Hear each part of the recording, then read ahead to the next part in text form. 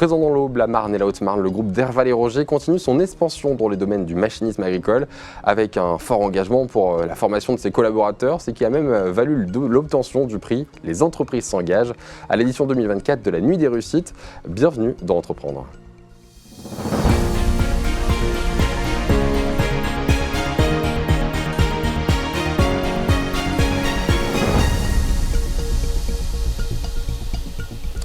Bonjour à vous, Fabrice d'Herval et Richard Roger.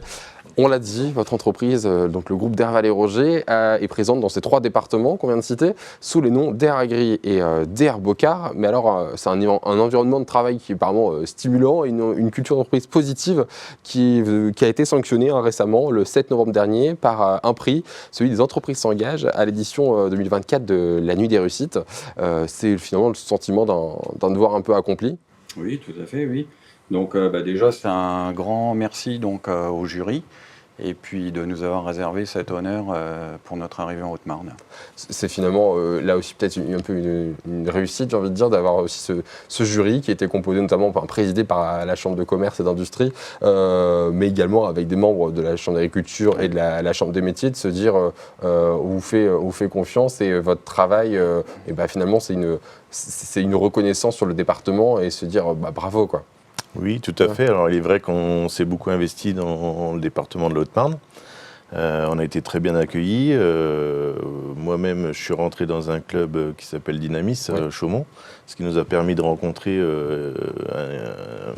un éventail d'entreprises et ce qui nous a permis de nous intégrer correctement dans le département et de pouvoir participer à cette Nuit des Réussites avec succès. Et ça, c'est dans les projets du groupe, il y a notamment justement en Haute-Marne celui de l'agrandissement de votre site de Bologne.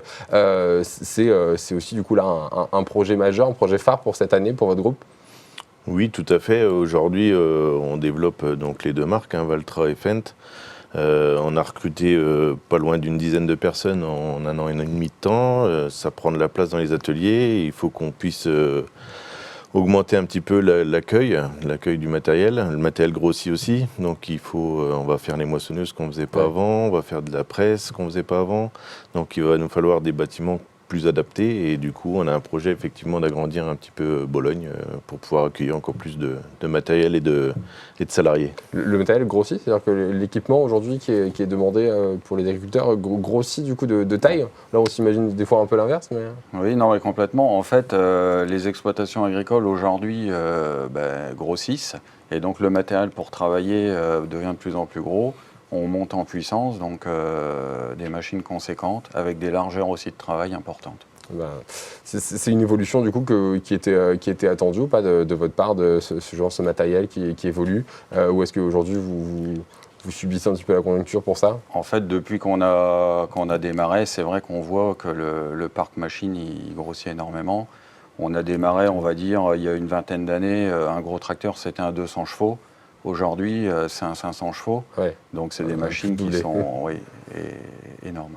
Alors c'est notamment une de vos points, on l'a dit, de distribution en Haute-Marne, celui de Bologne. Vous avez également un deuxième point en Haute-Marne. Vous distribuez une marque, c'est le Fendt, c'est une marque qui vous a été confiée il y a quelques années.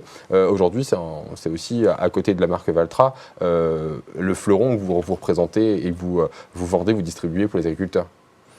Oui, tout à fait. On nous l'a confié donc, il y a quelques années maintenant, enfin un an et demi à peu près. Donc notre objectif c'est de la développer, c'est ce que le constructeur nous demande, tout en essayant de réduire les charges également parce que le nombre d'agriculteurs diminue aussi, les structures grossissent, donc il ne faut pas faire n'importe quoi. Donc nous on a opté pour augmenter les surfaces des bases qu'on a actuellement et de développer le service après-vente par le biais de camionnettes. Sur le groupe, il faut savoir qu'on a 35 véhicules d'atelier. 350 c'est énorme, mais 35 c'est déjà gros. Tout à fait. 35 véhicules ateliers, c'est des véhicules qui se déplacent directement dans les exploitations. C'est des véhicules en fait, tout équipé. Donc on a acheté un fourgon, il est floqué, donc comme ça il peut véhiculer notre marque partout où il se promène. Et en fait l'intérieur est équipé de façon à intervenir, c'est un mini atelier sur roue.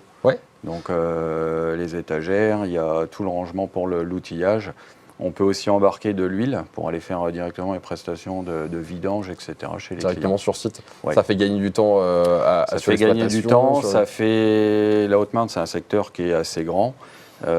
Donc ça permet de se rapprocher aussi le service, avoir de la proximité vis-à-vis du client. Et ce qui élargit aussi pour vous peut-être votre zone de travail peut-être aussi. On se dit, quand vous êtes situé un peu plus vers le centre du département, ça permet peut-être d'aller sur des secteurs, de Saint-Dizier, couvrir, Langres, exactement, plus facilement. On peut descendre jusqu'en dessous de Langres facilement avec les camionnettes. Alors par contre, ça demande quand même de la compétence. Oui, j'allais justement vous en dire, la formation derrière 35 véhicules ateliers, des mécaniciens qui sont peut-être plus chevronnés peut-être que d'autres, ça demande des compétences de la formation, c'est ça? Exactement, donc du coup on investit énormément en formation, ce qu'on disait, et au prix des réussites, on en parlait aussi.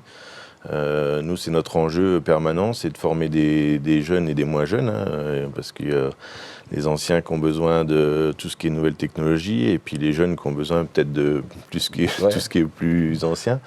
Et du coup, on investit tous les ans dans tous nos techniciens, minimum une semaine de formation, donc avec ce que ça engendre, le logement, les déplacements, les repas, parce que vous etc. misez beaucoup dans les jeunes, on est d'accord. Exactement. Le groupe d'Herval-Roger mise dans ça, dans l'apprentissage justement aussi. Vous avez peut-être justement un portrait d'un jeune que vous avez accompagné justement sur ça, sur l'apprentissage. Donc en fait, donc des apprentis, on essaie d'en prendre beaucoup. Là en ce moment, donc j'ai un apprenti qui a, on va dire, la chance de pouvoir bénéficier donc de la Fendt Academy. En fait, si vous voulez, le constructeur Fendt propose depuis cette année, c'est tout nouveau. On a fait l'inauguration de cette nouvelle formation la semaine dernière. Ah oui. Et en fait, c'est un parcours qui va accompagner donc le jeune apprenti qu'on a, donc qui suit un parcours de BTS, donc pendant 2 ans, et de lui apporter 4 formations constructeurs. Donc sorti de son BTS. Il est expert dans cette marque. Exactement, il peut profiter de stages comme auraient pu le faire ses collègues. Et ça, c'est un atout, très atout intéressant pour vous et pour les clients. Oui, donc c'est déjà une fidélisation du jeune à la marque. Nous, ça nous aide énormément parce que ça permet d'avoir quelqu'un qui va être formé déjà dès le début et de le mettre plus facilement en déplacement pour aller chez les clients. Il sera peut-être demain dans vos véhicules ateliers sur les routes de la Haute-Marne. Merci beaucoup d'avoir été nos invités aujourd'hui pour parler donc de votre groupe d'Herval-Roger. On le redit, vous avez reçu le trophée des entreprises s'engagent à la Nuit des Réussites 2024. Un groupe à retrouver donc dans l'Aube, la Marne et la Haute-Marne. À bientôt d'Entreprendre. Merci. Merci.